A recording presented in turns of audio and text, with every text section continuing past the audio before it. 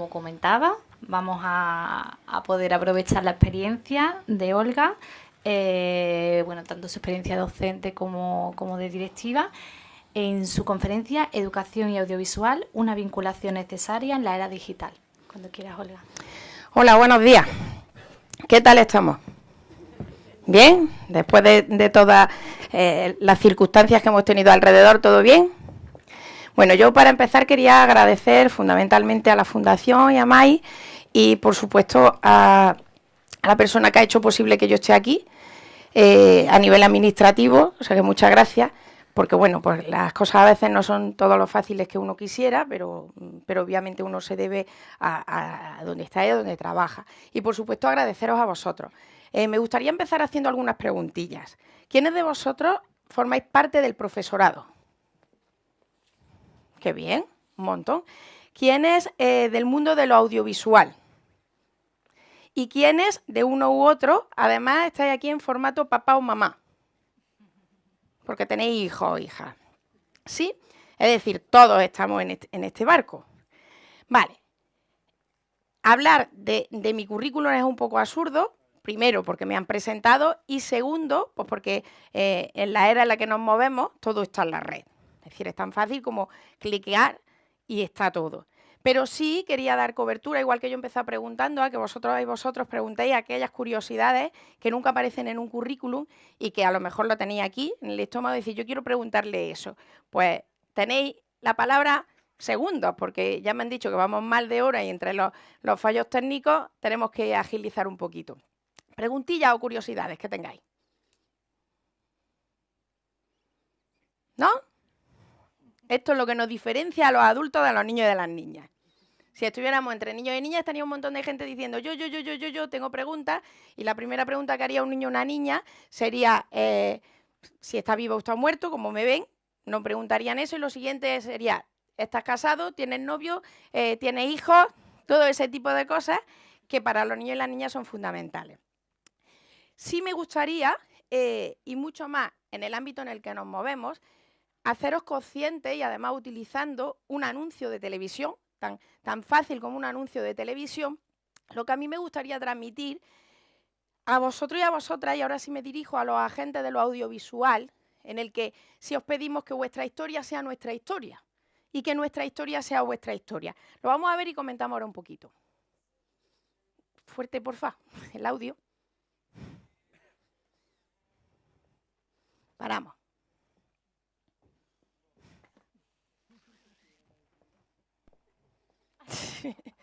Estas cosas pasan.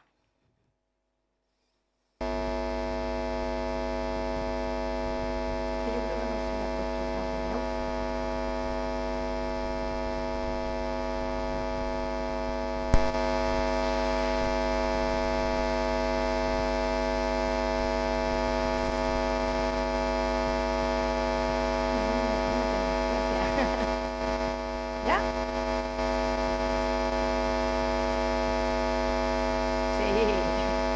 Oye, yo tengo que decir que tengo la suerte de tener unos niños. Este año actualmente estoy en infantil de 3 años. He pasado un poco por todas las edades. El año que viene ya paso de 3 años a mayores de 18. Pero yo soy así.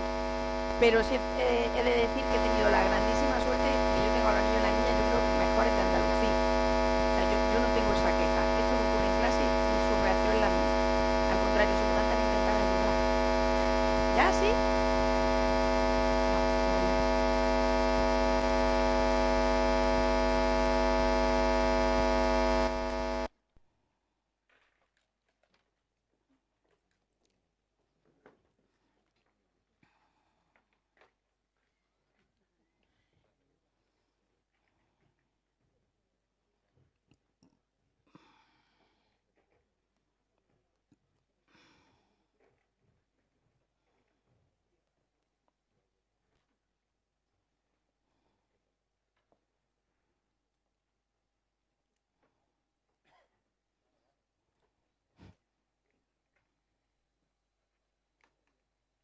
De verdad que esto me parece surrealista. Pero bueno, ya está. Decía, vamos a empezar por el final. ¿Que por qué me gusta partir de este anuncio y por qué mi mensaje es que vuestra historia sea nuestra historia? Porque todos nos sintamos identificados, porque todos nos sintamos que somos parte del sistema y que a veces es cierto que la sensación, por lo menos desde el ámbito en el que yo me muevo, la sensación es que la infancia es la gran olvidada.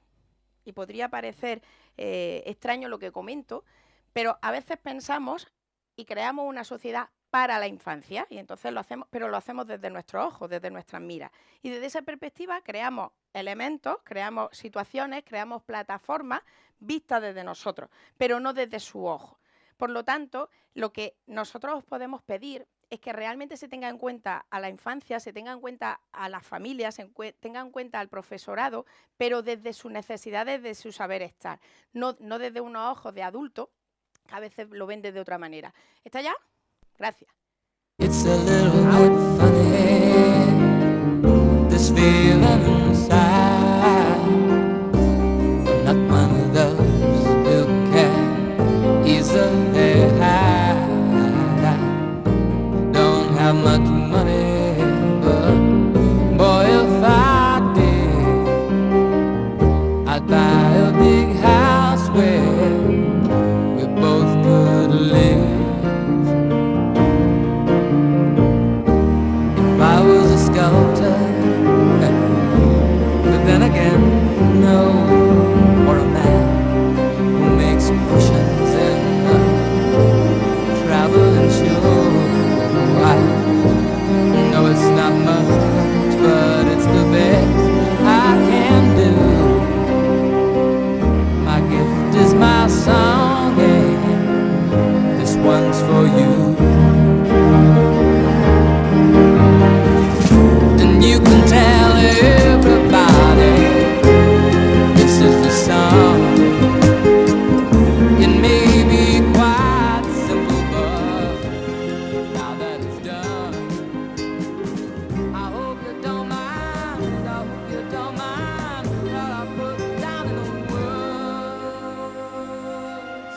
How wonderful life. Analicemos el anuncio. Lo que no hemos contado en mi currículo es que soy un poco friki de los anuncios. O sea, normalmente la gente los pasa y yo los paro. Lo grabo, lo analizo, porque hay un elemento fundamental, cuando antes decían que era experta, especialista en máster en educación emocional, es que los anuncios de televisión, muchos de ellos, los de las grandes empresas, hay una persona, un asesor emocional detrás. ¿Por qué? Pues porque realmente me tienen que atacar al público, atacar con todo el cariño del mundo, en la parte en la que somos más indefensos. ¿Cuál es? El que me emocione. ¿Qué pasa con este anuncio? Hay una música que me evoca determinadas emociones. Si analizamos, hay tanto chicos como chicas.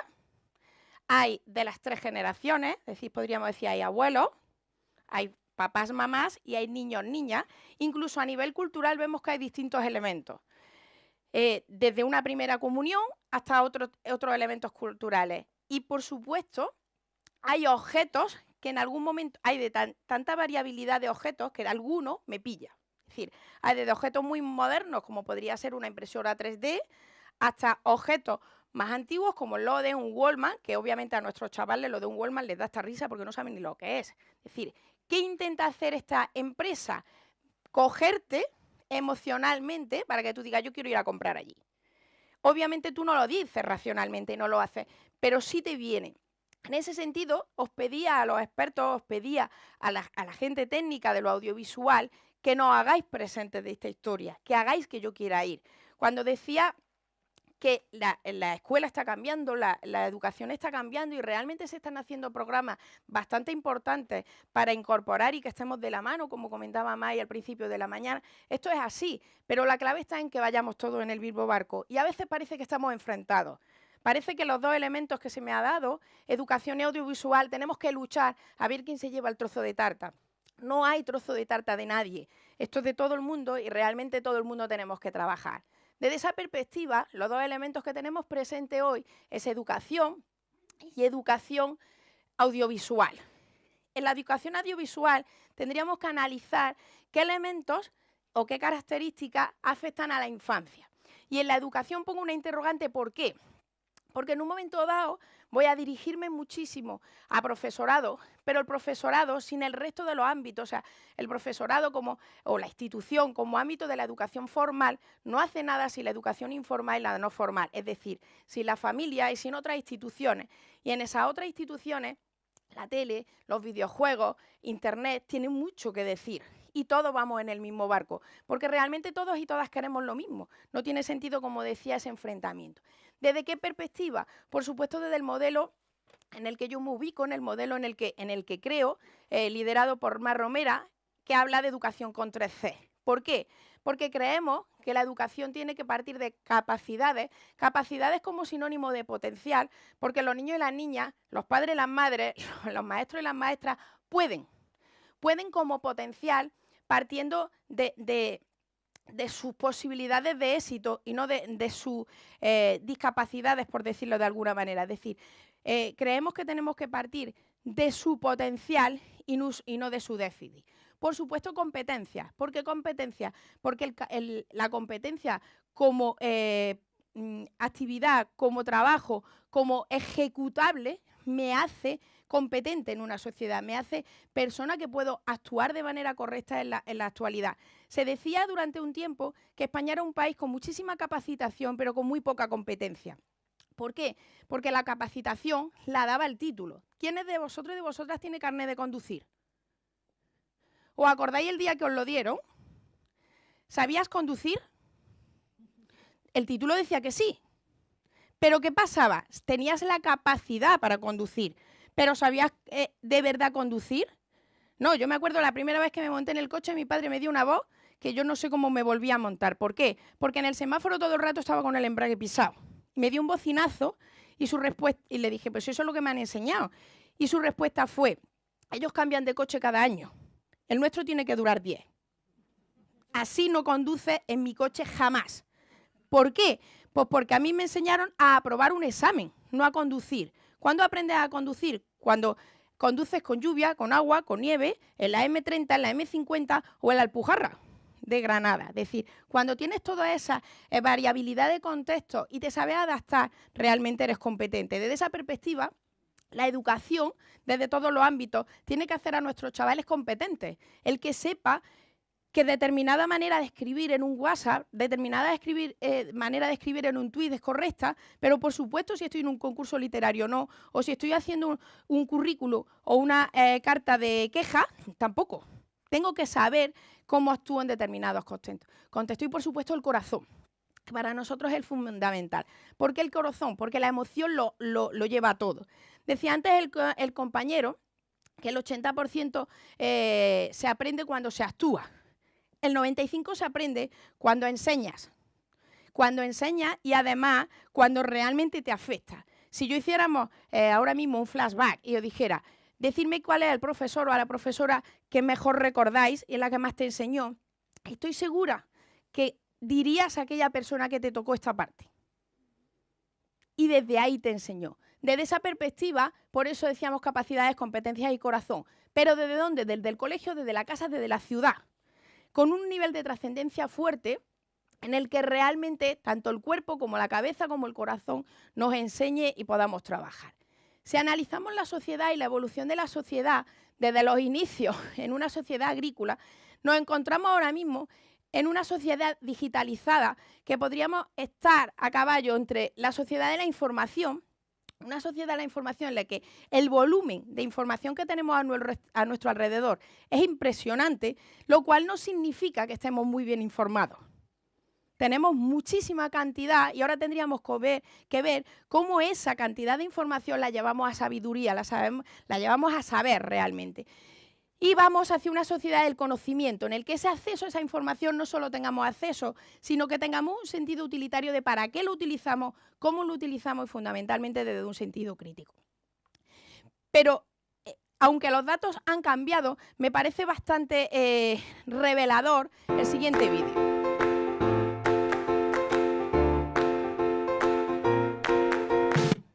Perdón.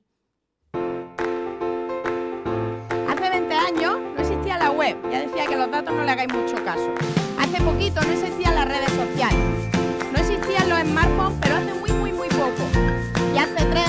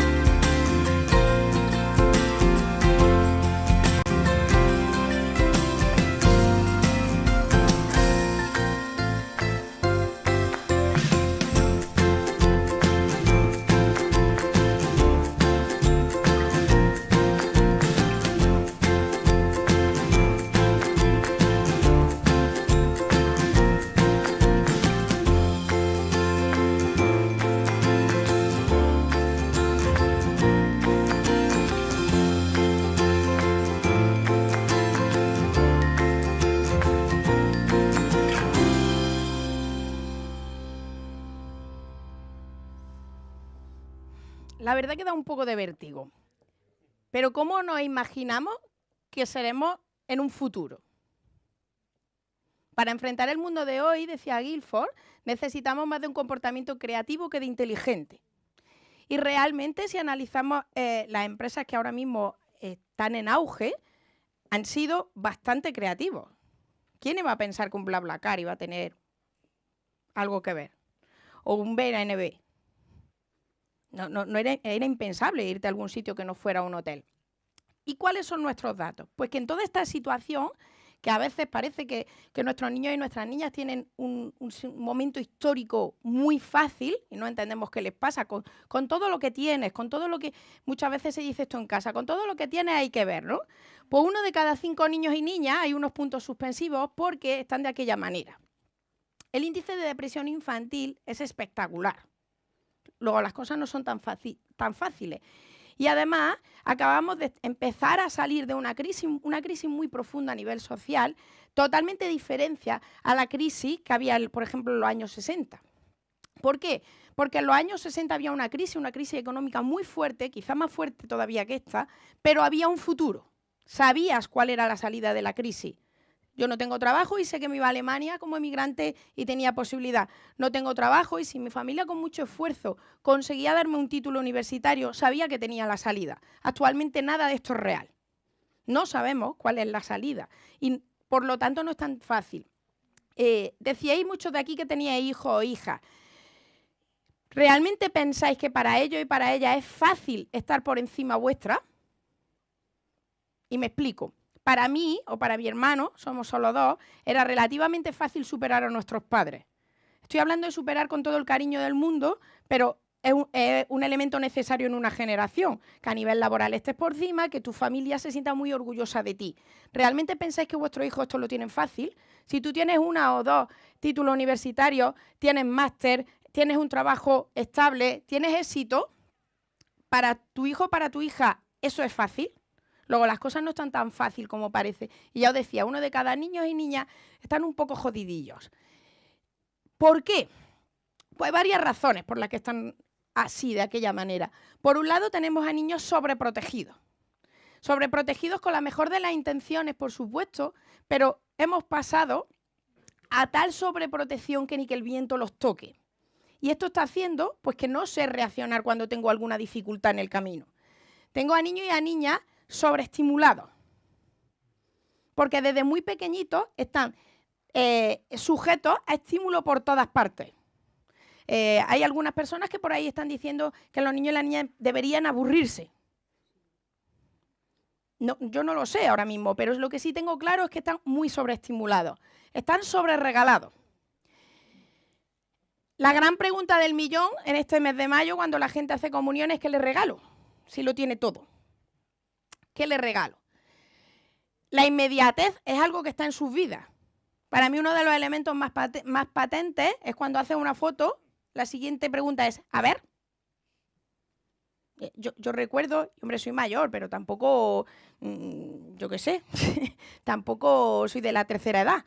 Y yo me acuerdo que tú hacías fotos y obviamente tenías que esperar a que terminara el carrete, a que lo llevara, a que tuvieras dinero para llevar el carrete y además jugártela a que una de las fotos no estuviera bien y encima la tenías que pagar aunque estuviera mal. Es decir, la inmediatez está en nuestras vidas. Y a todo eso además tenemos una infancia totalmente diferente en todos los aspectos. O sea, la diversidad, no solo cultural, sino de todo tipo, está patente ahí. Está patente ahí y parece como que todo está de una manera y no siempre es así, no siempre es tan fácil. Desde esa perspectiva podríamos plantearnos, ¿de verdad nuestros chicos, nuestras chicas, nuestra infancia está preparada para este mundo? A priori podríamos decir que sí, porque son nativos digitales. Es decir, desde pequeñitos saben perfectamente moverse por algo táctil, cogen un ratón y saben moverlo perfectamente. Yo me acuerdo cuando yo les expliqué, la primera vez que mi padre o mi madre utilizó un ratón, cuando llegaba al final de la mesa ella decía, ya no puedo seguir para abajo en la pantalla, se me cae el ratón. Y eso a un niño o una niña de ahora esto no nos ocurre. Están en este mundo, son nativos digitales. Mientras que nosotros y nosotras estamos preparados para esto. ¿Vosotros pensáis que sí, que estamos preparados? Hombre, en el foro en el que movemos muchos de ustedes, sí, realmente.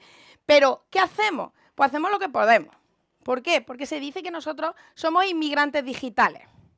Porque aunque no seamos muchos malos, lo hemos cogido como inmigrantes a veces ilegales, aprendiendo de aquella manera, muchas veces sin un estudio formal, yéndote por aquellos elementos en el que te gustaban más, pero bueno, ahí estamos, nativos digitales. E incluso buscando hobbies digitales, que yo ya lo hacía en lo analógico, como esta abuelilla. Es decir, ¿qué sentido tiene que haga eso?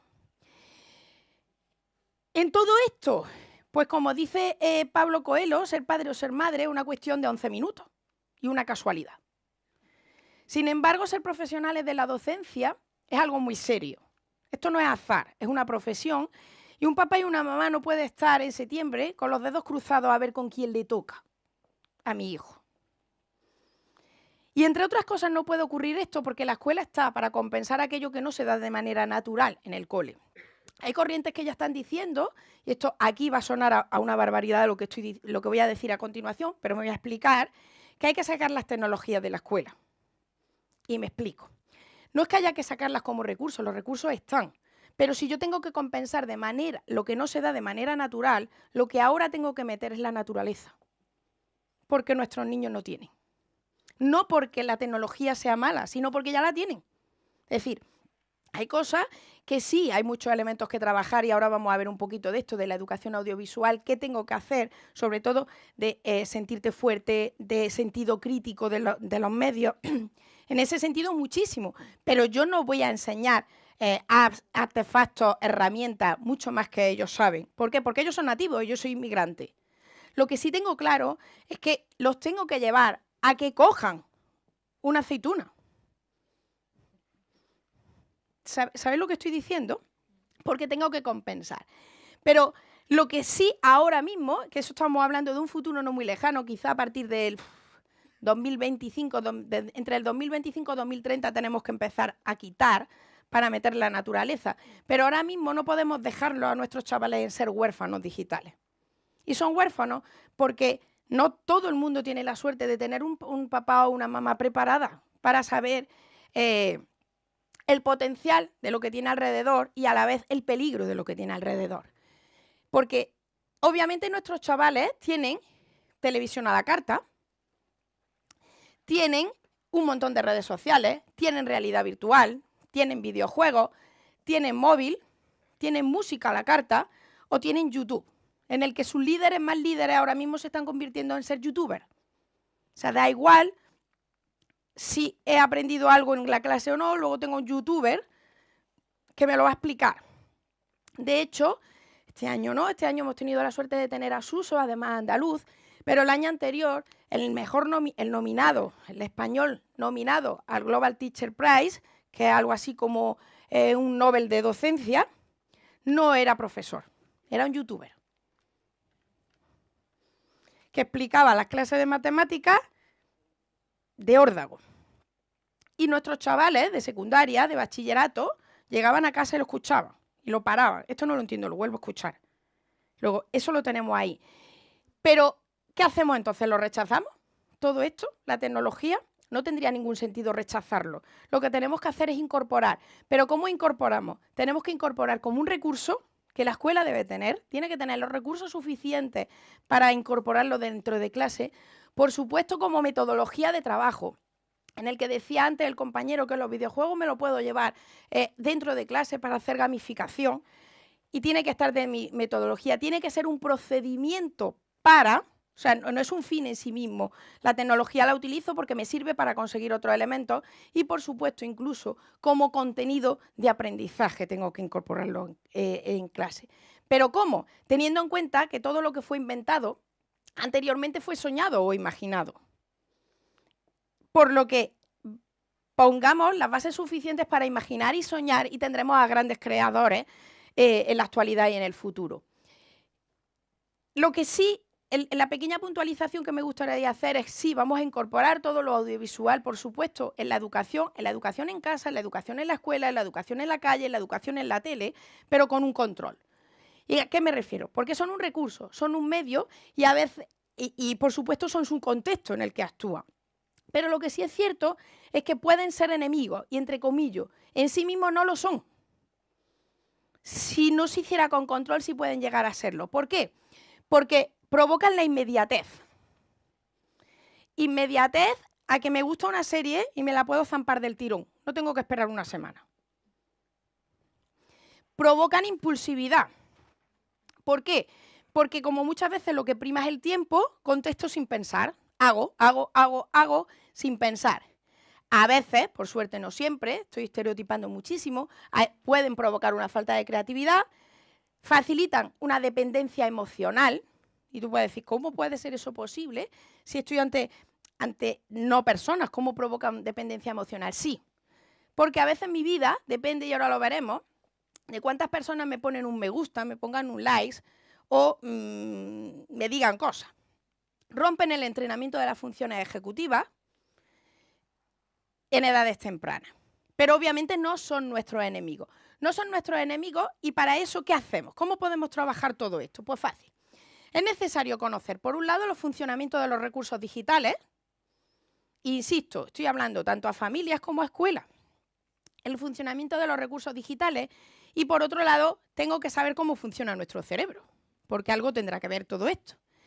¿Cómo funcionan nuestros recursos digitales? De esto sabéis infinitamente vosotros y vosotras mucho más que yo. Lo que sí está claro es que hay unos entornos personales de aprendizaje. Y en esos entornos personales de aprendizaje tenemos que ver cómo comunicar, cómo buscar, cómo publicar, cómo crear y cómo organizar nuestro entorno en el que vamos a aprender. Y los docentes 2.0 se caracterizan, según Néstor Alonso, por varios elementos. Uno, que tienen contenidos digitales impresos multimedia, es decir, tienes contenido de todo tipo. No es tecnología sí o tecnología no, es todo. Tiene unos recursos en el que la información aparece como píldoras de contenido. Tenemos unos marcadores sociales. Hay blogs, el entorno personal de aprendizaje, hay un diseño de tareas, hay wiki, hay redes sociales, hay videoconferencias. De hecho, supongo que habréis oído hablar de la Flipped Classroom, es decir, cambiar el entorno, es decir, en vez de explicamos en clase y en casa hacemos tareas, y no voy a entrar en si tareas sí o tareas no, pero ahora mismo la situación está así, hacerlo al contrario. La dificultad donde están en las tareas, vamos a hacerlas en clase. Y la explicación pueden verla en un momento dado. Es cierto que ahora sí hablo en el caso de Andalucía, que es el que mejor conozco, sigue existiendo Andalucía profunda. Y Andalucía profunda me refiero a que hay todavía muchas casas en las que no hay un acceso a Internet. Entonces, esto no se puede generalizar. Hay en otras situaciones que sí es. Desde esa perspectiva, la incorporación de la alfabetización digital se basa en 3 grandes principios. Por un lado, el uso de la tecnología. Por otro lado, comprensión crítica de la tecnología y creación y comunicación de contenidos digitales. De la misma mano, los 8 elementos de esa alfabetización digital vienen relacionados con lo cultural, lo cognitivo, lo constructivo, lo comunicativo, lo cívico, lo crítico, lo creativo y la confianza. Es decir, si todos esos 8 elementos estamos realmente trabajando de manera correcta en la educación audiovisual, porque no es solo saber utilizarla como herramienta, sino cómo a nivel creativo tiene mucho que ver en mí, tiene que ver a nivel cognitivo y sobre todo a nivel crítico y a nivel cívico. La frase para mí por excelencia en lo cívico es: lo que no dirías a una persona en la cara jamás lo digas en una red social. Si no eres capaz de decírselo, en red social no vale. ¿Por qué? Porque el sentido cívico me lo estoy cargando. Si me amparo en un anonimato, me amparo en un no estar cara a cara. ¿Qué dicen los expertos? Porque hay de todo. Hay expertos como David Bueno. David Bueno es uno de los neurocientíficos más famosos, más importantes ahora mismo en España. Hay otros más mediáticos, pero este quizás es de los que tiene ahora mismo muchísimo más conocimiento de causa. Dice que antes de los 3 años, siempre que sea posible, no debería haber tecnología, sino manipulación. Obviamente, está exagerando, la tecnología está en la casa. Y si está en la casa, está en la vida. Porque una tele la tiene. Un iPad lo tiene. Otra cosa es para el que se lo utiliza. Pero de manera forzada no debería haber, dice, porque debería haber manipulación. A partir de ahí, dosis muy restringidas. Francesco Tonucci, obviamente, ¿qué va a decir? Pues lo mismo. El mundo de los niños y de las niñas es físico y no necesitan de un smartphone. Necesitan de amigos, necesitan de hermanos, necesitan de calle. Mar Romera dice que si está en sus vidas la tecnología, si está en su vida lo audiovisual, son parte de su realidad, es importante que la eduquemos para utilizarla y no nos pongamos en contra. De forma crítica, autónoma y responsable, y no para que nos utilice. La imaginación y la razón siempre le ganan. En la imaginación y la emoción, siempre le ganan a la razón. La neurociencia que ha estudiado. Bueno, el primer elemento que dice es que no hay datos reales de cómo afecta la tecnología al cerebro. De verdad, datos reales no hay. ¿Por qué? Porque los nativos digitales todavía no han crecido. Entonces no se puede hacer un estudio serio y comparativo. Todo lo que se dice al final es literatura, porque no se ha podido ver. Lo que sí se ha podido ver, y esto no es ni bueno ni malo, es que sí ha afectado, hay menos conexiones en la zona que gestiona la memoria. ¿Por qué?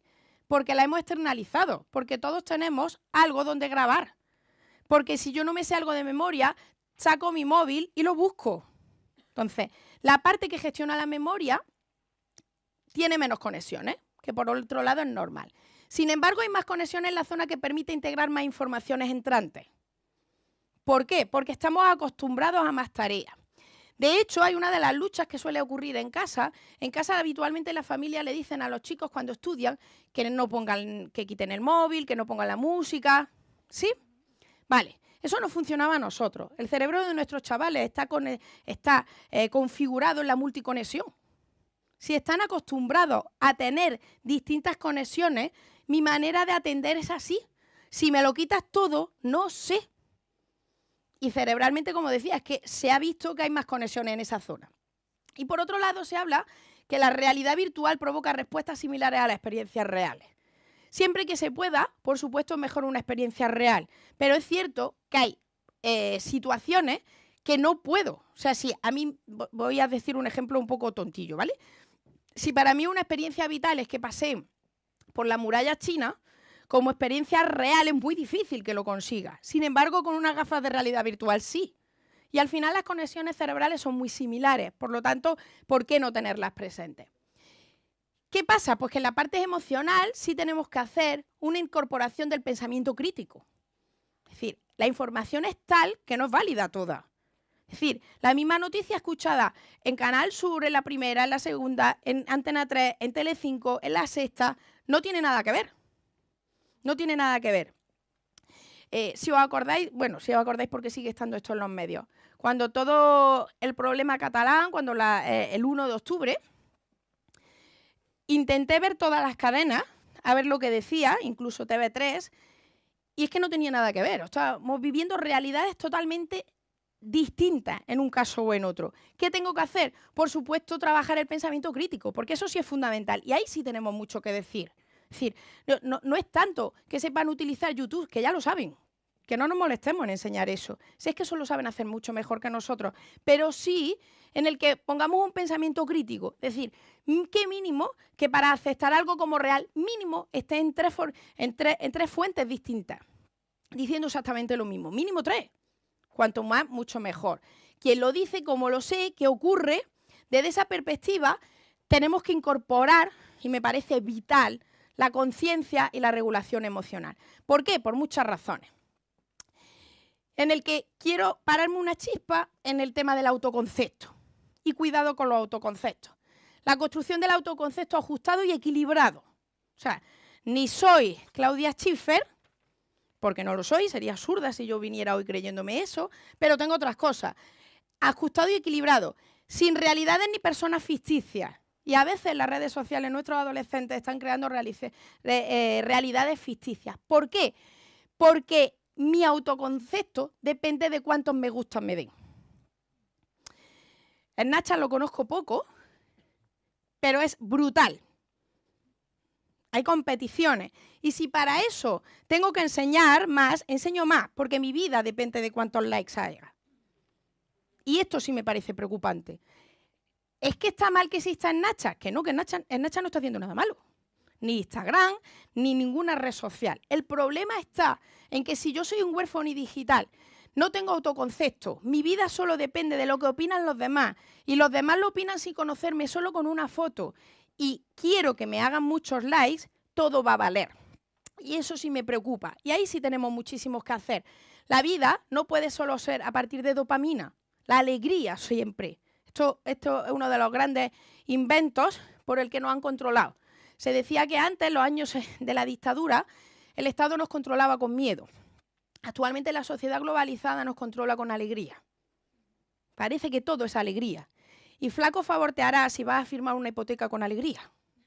La tienes que firmar con seguridad de lo que estás haciendo. Y si no, te pondrán unos intereses que, bueno, como estoy de alegría, la alegría es para las copas, la alegría está para las relaciones sexuales y para poquitas cosas más.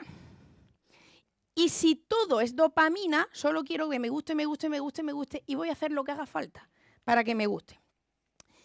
Pero todo esto, que parece que estoy dando una visión totalmente negativa de la sociedad, no es así. Y vamos a jugar otra vez con otro anuncio. Está basado en datos reales. Por cada tanque que se fabrica en el mundo, se fabrican 131.000 peluches. Por cada bolsa de valores que se desploma, hay 10 versiones de What a Wonderful World. Por cada persona corrupta, hay 8.000 donando sangre. Por cada muro que existe, se ponen 200.000 tapetes de bienvenido.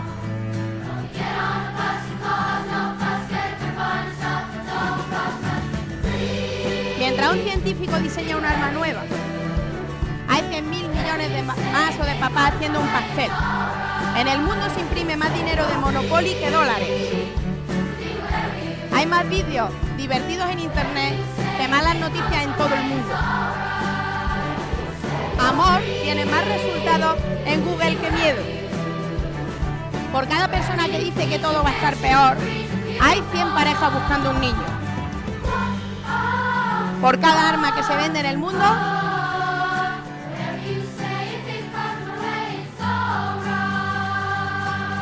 la publicidad yo no la voy a dar. Hay noticias, y hay muy buenas noticias, y hay gente haciendo cosas espectaculares. Solo tenemos que ver cuál es el norte. Y el norte, a veces, tenemos que diferenciar muy bien quién nos dedicamos a qué.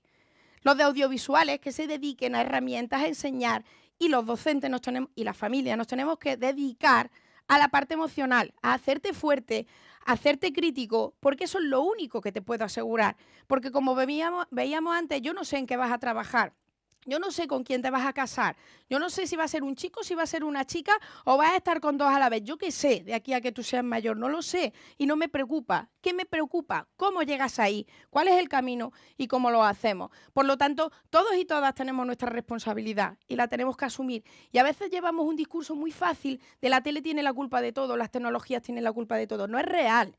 Todos tenemos nuestra responsabilidad y tenemos mucho que hacer. ¿Qué podemos hacer? Teniendo en cuenta las 10 emociones básicas que establece el profesor Roberto Aguado, tenemos que trabajar y tenemos que trabajar la curiosidad en nuestros chavales. ¿Cómo? Aprender a preguntarte el por qué ocurren las cosas. Y a veces solo enseñamos consecuencias, que no están mal, y las consecuencias son buenas, pero hay que preguntarse también las causas. Causa, ¿por qué está eso ahí? ¿Por qué hago esto? ¿Para qué me sirve? Por supuesto, tengo que tener una admiración hacia los referentes. Y a veces decimos a nuestros adolescentes, no juegues con el móvil, no estés con el móvil que estamos comiendo y ves al papá o la mamá utilizándolo. Si yo te admiro como referente, yo aprendo de ti y hago lo que se dice que se aprende muy poco de lo que enseñamos, te aprenden a ti en todos los aspectos. Alegría haciendo, disfrutar del momento, por supuesto que sí, y aprender a felicitar y a que te feliciten. Por supuesto, el miedo tiene que estar. Y tenemos que trabajar con el miedo y tienen que aprender a tener miedo. Miedo a lo desconocido, pero no miedo porque sí, sino porque tiene que haber unos límites. Y unos límites para que me los salte, pero tienen que existir.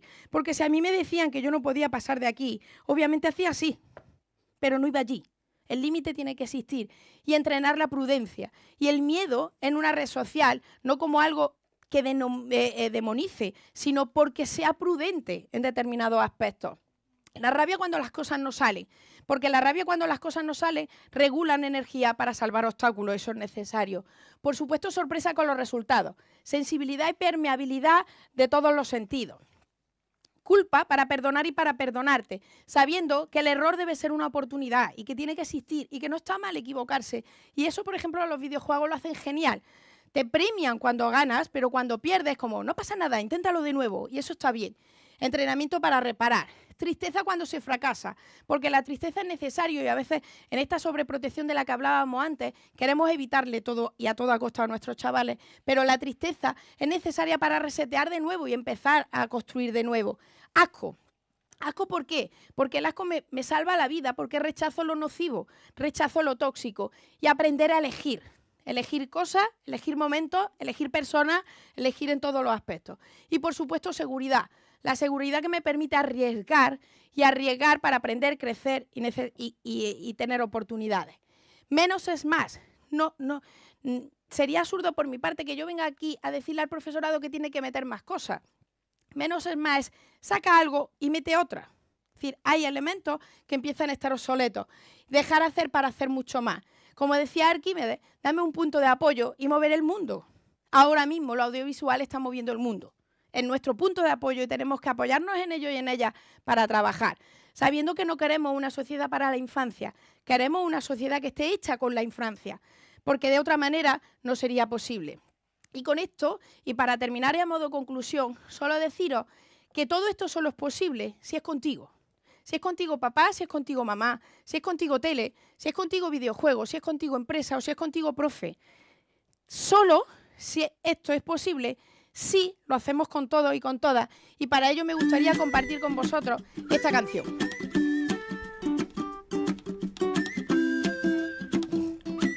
Estáis invitados, por supuesto, a cantarla. Tú me haces diferente simplemente con el solo hecho de existir. Cambiaría lo que fuera si hace falta solamente por verte feliz. Tanto tiempo esperando una promesa, una caricia, una señal. Formas parte de este sueño y yo contigo llegaría hasta el final. Te juro que nada puede ir mejor, solo si es contigo, porque esta vida me lo enseñó. Ya ves, te necesito contigo, recorrería el mundo entero contigo. Me pasaría todo el tiempo mirando el firmamento y con tus dedos tapando el sol. Solo si es contigo, me perdería en una isla contigo. Caminaría de tu mano y ahora que te tengo al lado me siento mucho mejor.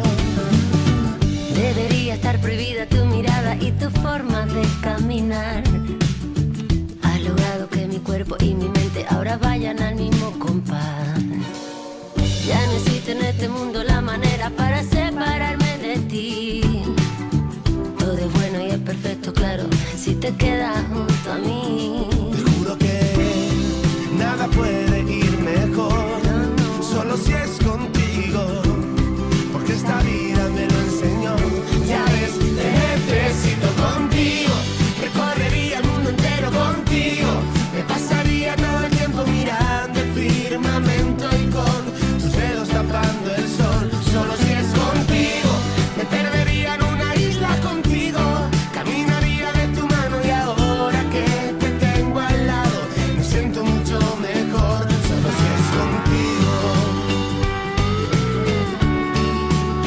solo si es contigo. Así que como os decía, solo si es contigo esto se puede hacer. Así que muchísimas gracias por todo y nos vemos.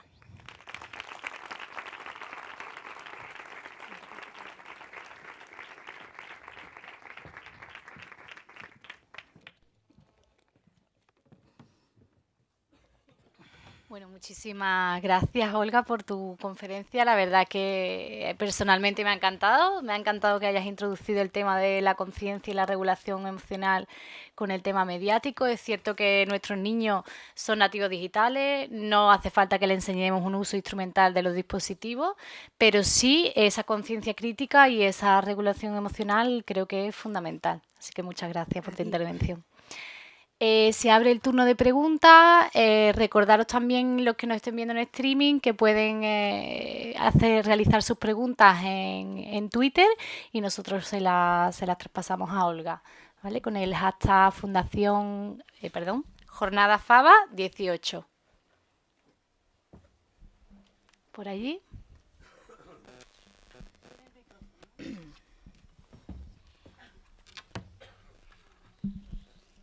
Hola, buenos días. Yo solo quería hacer un apunte. Al principio ha estado hablando de la importancia que tiene la creatividad y no tanto los títulos para los pequeños, bueno, para los adultos ya, ¿no? Y en este sentido me ha venido a la mente un cuestionario que llegó el otro día a mi casa de la Consejería de Educación de la Junta de Andalucía. Mi niña está en segundo de primaria y nos hacían un cuestionario pues para ver el nivel sociocultural y también el nivel económico de la familia por las preguntas que hacía, pero la última pregunta me negué a contestarla, porque la última pregunta ponía ¿hasta dónde querrías que tu hijo llegara en la educación? Y te daba la opción hasta terminar la primaria, hasta terminar la secundaria, hacer el bachillerato, estudiar un grado superior o hacer una carrera universitaria, pero no te ponía ninguna opción hasta donde mi hijo quiera llegar. Y me negué a contestarla y le dije a mi hija, creo que esta pregunta no está bien planteada, por eso me niego a responderla, porque claro, ella me dijo, mamá, tienes que responder la última pregunta. Y le dije, si tu profesora te dice algo, le dices que me niego a responderla porque me parece que no está bien planteada. La niña, inocentemente, tiene 7 años, le dijo a la profesora que la pregunta no estaba bien planteada y dijo la profesora, sí, está perfectamente planteada y se entiende y de hecho todos los papás y todas las mamás la han respondido.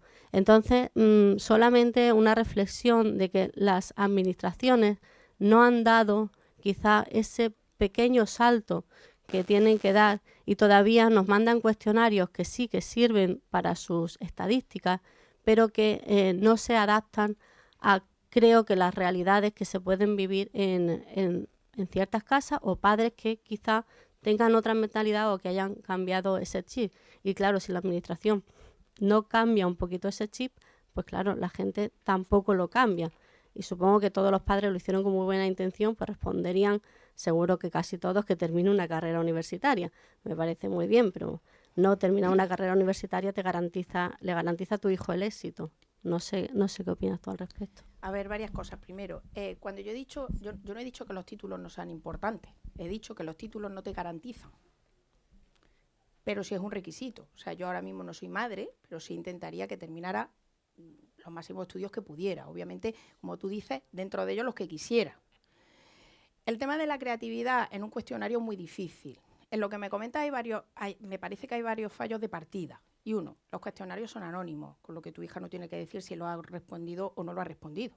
Se supone que va cerrado y que no tienen que saber quién es. Y yo como profesora o como directora que he estado en varias ocasiones, están cerrados y no lo abro, porque eso va directamente y va. Es cierto que a lo mejor la pregunta puede estar mal planteada, pero como tú misma has dicho muy bien al principio, lo que intenta ahí es ver el nivel sociocultural. El nivel sociocultural va muy relacionado con la expectativa de estudio. No es que quieres tú, pero aunque esté estereotipando, yo estaba trabajando, quitando este año, el resto de los años que yo he estado en docencia, siempre he estado en centros de deprivación sociocultural y en poblaciones con mucha etnia gitana. La expectativa de estudio en esa etnia no suele ser alta. Obviamente dirían, pues lo que quieran, pero la expectativa es como mucho que termine la educación obligatoria. Insisto, no estoy siendo corporativista de nada y te estoy diciendo que creo que la pregunta, como tú dices, está mal planteada, pero el objetivo que pretende ahí no es el que tú has interpretado, creo. Creo que eso a lo mejor te lo puede contestar él más que yo yo soy administración como funcionaria, pero él es director general y entonces en ese sentido puede decirte. La intención creo que no era mala, aunque por supuesto la ejecución de cómo la han hecho creo que sí, llevas razón, pero tenías todo el derecho del mundo a no contestar esa como si no quieras contestar ninguna. O sea, nadie te obliga y mucho más desde el anonimato del que estábamos hablando. Desde la administración se pretende que haya creatividad, sí, pero la administración, por el hecho de ser administración, y Joaquín antes lo comentaba, es un dinosaurio que se mueve lento y es difícil. los movimientos. Es cierto que a veces tienen que partir y qué suerte tu hija, que por lo menos tiene una mamá que esto lo reflexiona, con lo que ya me vale, me da igual el resto del cuestionario. ¿Vale? Sí, yo estoy de acuerdo con lo que ha dicho Olga, 100%. Permitirme solamente una cosa. A mí me parece interesantísimo tu planteamiento, tu crítico, tu sentido crítico, como bien te ha dicho, eso me parece que es fantástico. Pero también creo que debemos de tener también una visión a veces positiva hacia las cosas. Yo, ¿sabes lo que haría como madre? Se me ha ocurrido cuando te estaba escuchando. Añadir una casilla que pusiera esto. Es una manera, es perfecto, porque es una manera de aportar. Quiero decir, yo creo que muchas veces en la sociedad en general tenemos una actitud de criticarlo todo por sistema. Y la crítica es buena, pero a veces no podemos devastar, porque eso nos lleva a consecuencias negativas. Tenemos que aportar, y en ese sentido creativo, pues yo creo que se te ocurrió. Sí, se me ocurrió, pero perfecto. No, pero yo creo que es interesante porque es también decir, oye, tengo esa opción y tengo la opción de decir que me parece que esto también sería oportuno. Y también así las administraciones aprendemos, porque a mí, vamos, yo trabajo en una administración y tengo servicio, como decía, vocación de servicio, y me sirve el feedback de la gente que me llega. Entonces, en ese sentido me parece que es como tendríamos que trabajar, aportando. Es muy español criticarlo todo por sistema y no es tu caso, ¿eh? De verdad que no, porque tú has tenido una visión muy, muy optimista y muy positiva, pero muchas veces tenemos una actitud siempre negativa. Hay algo que me llama la atención, es que en las colas la gente siempre en España establece conversaciones para hablar de lo negativo de las cosas, pero nunca aporta cosas positivas. Me parece que ese chip lo debíamos de cambiar por el bien de todos, simplemente. Eso lo veo así. Gracias, perdona. Yo comparto totalmente la visión de Maya. Aprovecho también que yo he creado, me dedico a la docencia y a la investigación, he creado muchos cuestionarios. El problema de los cuestionarios es que intentamos llegar al mayor público posible, pero tenemos el tema de que las preguntas van cerradas y no podemos contar con su experiencia o su visión. Entonces yo personalmente agradecería el tema de aportar, ¿no? Que muchas veces no somos conscientes cuando lo estamos elaborando y nos pueden dar un feedback muy positivo por ese lado. Así que gracias. Por allí tenemos otra intervención. Buenos días. No es una pregunta, pero bueno, vivimos en un país donde se nos dice a los que creamos, ¿no? Yo soy profesor en la Escuela de Arte Dramático de Sevilla y aparte, bueno, pues tengo una productora que es No Identity Films, y me dedico a ser especialista de cine, o sea, a hacer las secuencias de riesgo en las películas, ¿no? Entonces, bueno, decirte que llevo muchos años, soy una persona que no llora, ¿no? Y no me acuerdo la última vez que lloré, y me has hecho llorar 3 veces en tu charla, ¿no? Así que, bueno, darte la enhorabuena, porque creo que en este país falta decirle a la gente, ¿no?, que hace cosas que adelante, que está bien hecho, así que, bueno, me has emocionado muchísimo y no hace falta ver tu currículum porque con esto ya eres muy buena, ¿eh? Pues gracias, ya con eso me ha merecido la pena el día.